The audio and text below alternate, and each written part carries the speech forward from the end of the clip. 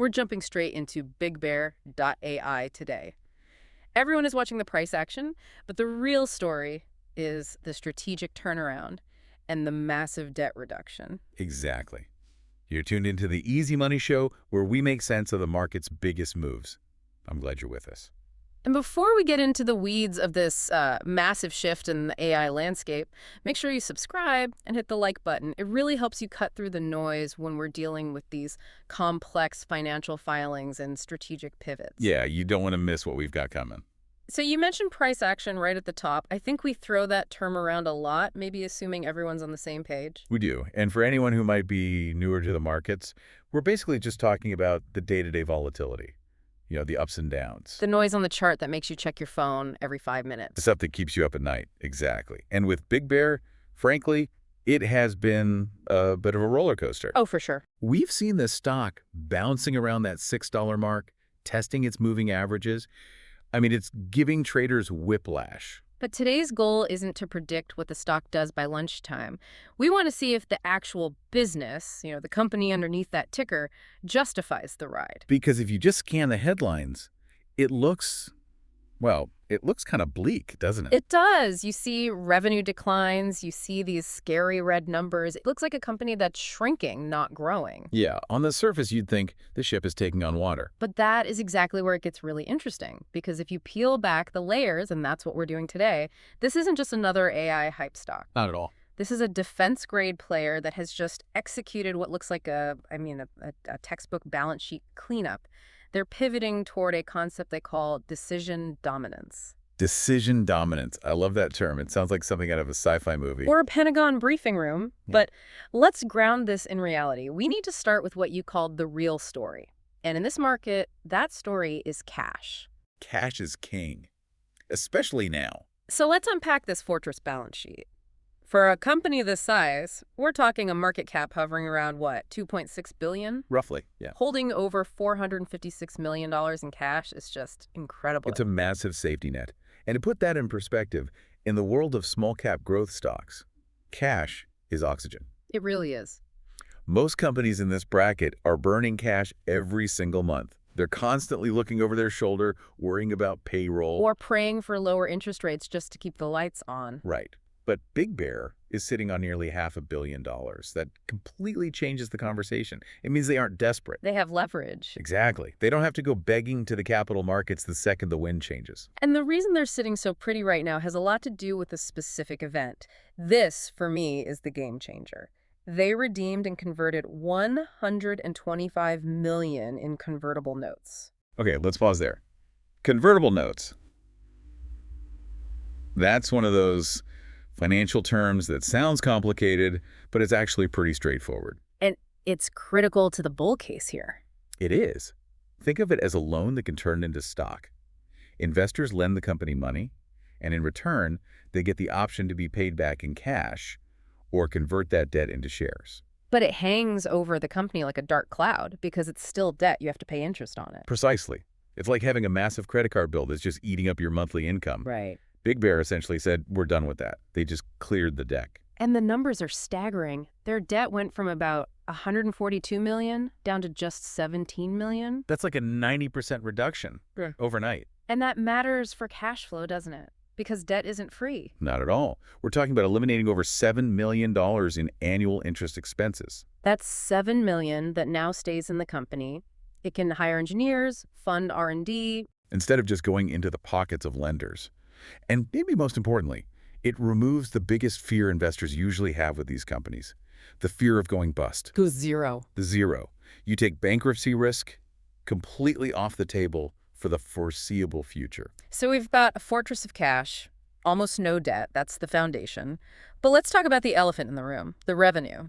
It's down about 20% year over year. And usually that's a huge red flag, a growth company with shrinking revenue. You run for the hills. The thesis is usually broken at that point, so why aren't we panicking about a 20% drop? Because the context here is everything. This decline appears to be intentional. It's what management calls strategic shedding. Strategic shedding. It sounds a little like corporate spin, doesn't it?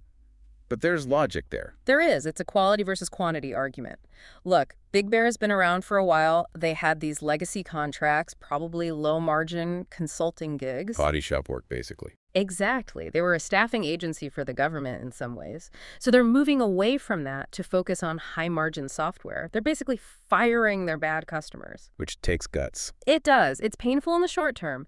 But if you replace $1 of low-margin revenue with 50 cents of high-margin revenue where you keep 40 cents, you're a much healthier company. You're becoming a software company, not a services company. Bingo. And management seems confident this is turning a corner. They actually raised their full year 2025 revenue guidance to the $125 to $140 million range. And that guidance raise is key. If they were just shrinking with no end in sight, they wouldn't do that. Yeah. It signals they believe the bleeding has stopped. They've cut the fat. Now the muscle's about to kick in. Which brings us to the why. Hmm. What is their edge? Their competitive moat? Because, let's be honest, AI is everywhere. Why can't the Pentagon just use ChatGPT? Oh, this is my favorite part. The moat here is deep, and it's built on bureaucracy and security. You can't just plug a generic large language model into the Pentagon's classified network. It doesn't work that way. Security clearance isn't just for people. It's for software, too. It is. You have compliance standards, air-gapped networks that physically don't touch the internet. If you put classified troop movements into a public AI model, you've committed a crime. Which leads us to the massive acquisition they just digested, Ask Sage. About $250 million for that? It's a big bet, a massive swing for a company this size. They pushed all their chips into the middle of the table on this one. They did. But Ask Sage is secure Gen AI. This isn't built to write poems. This is built specifically for the U.S. Space Force, for defense health, where data security is non-negotiable. And that creates what we call stickiness. Think about it. Government procurement is a nightmare. It takes months, sometimes years, to get software accredited. We're talking about getting an authority to operate an ATO. Right, the ATO. Getting that stamp of approval is incredibly difficult. It's a huge barrier to entry. So once the U.S. Space Force integrates a tool like this, ripping it out is a nightmare. It's incredibly hard to switch vendors. It's not like canceling Netflix. The switching costs are astronomical. So your customer is basically married to you. And speaking of customers, it's not just for spies, is it? They've got this fascinating partnership with the Kraft Group and the New England Patriots. This is such an important validation point.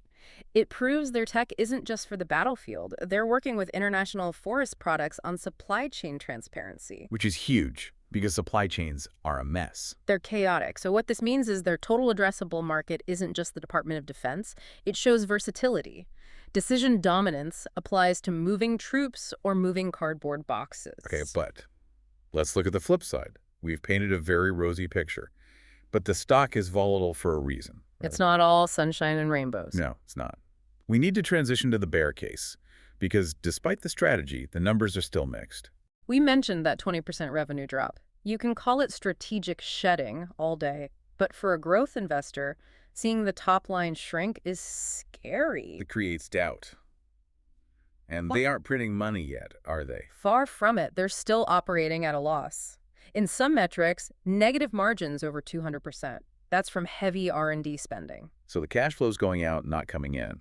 That burn rate is sustainable now because of the cash pile, but it can't last forever. And then there's the integration risk. We talked about Ask Sage being a great asset, but paying $250 million for it, that's a bet the company move. Mergers are notoriously difficult. It's not just about buying the code. You have to merge tech stacks and you have to merge cultures. Right. You have Big Bear, sort of an established defense contractor, and Ask Sage, probably a faster-moving startup. Exactly. If that integration stumbles, if key talent leaves, that $250 million price tag starts to look very expensive, very fast. That's execution risk. And we've seen some analysts, like at Cantor Fitzgerald, downgrade the stock, citing these very risks. They talk about the lumpy nature of government contracts. Lumpy is a polite way of saying unpredictable. Right. The government pays when it wants to. Contracts get delayed. It's not like a sauce business where you get paid every month like clockwork. No. You might have a great quarter, then 2 quarters of silence. That makes it very hard for Wall Street to model, which creates volatility. Now, I want to touch on something that usually confuses people, but it's critical here. Dilution. There was a cost to that debt reduction, wasn't there? There's always a cost. No free lunch. So to get rid of that debt, they converted it into equity. That added about 38 million new shares, plus the recent vote to increase authorized shares from 500 million to a billion. Okay, let's simplify dilution. Why should a shareholder care if there are more shares? I like the pizza analogy. The pizza analogy is perfect. Go for it. Imagine the company is a pizza. If you own one slice and it's cut into 8 slices, you've got a decent meal. But if they suddenly cut that same pizza into 16 slices, Your slice just got half as big. you're hungry. Unless the pizza itself gets much, much bigger, your share of the pie is shrinking. And that's the fear. Investors worry that Big Bear will keep printing new shares, cutting the pizza into thinner and thinner slices. That's a great way to put it. And finally, on the risk side, there's the legal noise, this investigation by Pomerantz LLP. We see this a lot with volatile stocks. We have to frame it impartially. Right now, it's an investigation. It adds what we call headline risk. It scares off the timid investors. It does. It's a psychological barrier. Even if it results in nothing, just seeing fraud investigation in a headline makes people hesitate. It's a cloud over the stock. Okay, so let's reset the board. Clear bull, case cash rich, strategic moat, clear bear case revenue drop, execution risk, dilution. What are we watching next? What are the catalysts? The next major test is the upcoming earnings report. That is the show me moment. We need to see if they hit that $125 to $140 million revenue target. They put the number out there, now they have to hit it. Exactly. They set the bar. And we need to see margins improving now that Ask Sage is on the books. If they miss, Wall Street will not be forgiving. And beyond the spreadsheet, we're waiting for specific announcements, right? Proof of life. Yes. We need headlines. News out of the U.S. Space Force or commercial wins from that craft partnership. We need to see ink on paper. It's not enough to have a partnership. You need a purchase order. Precisely. And that ties into institutional flows. This is a really interesting metric. Right now, institutional ownership is surprisingly low, around 7.5%. That's really low for a tech company. It is. Most big funds stay away from these turnaround stories. But if the story starts to gain traction, if they post a good quarter, the big funds might start buying. And when institutions buy, they don't buy 10 shares, they buy millions. They buy in bulk. And that demand could drive a massive re-rating of the stock. It creates a floor under the price. So if you're watching the charts, what are you looking for? Well, technically, this stock has been consolidating around $6. It's just sitting under its 50-day and 200-day moving averages. It's bumping its head on the ceiling. In a way, yeah. Those averages act as resistance, but the stock has a beta of 3.4. Meaning it moves more than 3 times as hard as the market. Right. It's a coiled spring. If it breaks above those moving averages, combined with that high volatility, you can see a squeeze or a very sharp move upward. So let's wrap this up. What's the verdict here? It's a classic, high-risk, high-reward play. You have a fortress balance sheet protecting the downside.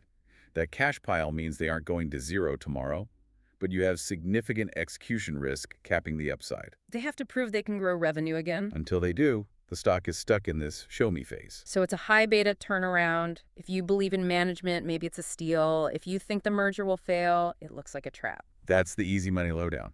And I want to leave you with a final thought to mull over. We spend so much time talking about AI regulation, about the flashy AI that writes poetry. But what if the biggest winner isn't that AI at all? What if it's the boring AI? What if the real money is in the specialized, boring AI that navigates the red tape of the Pentagon? The AI that handles logistics and security clearance?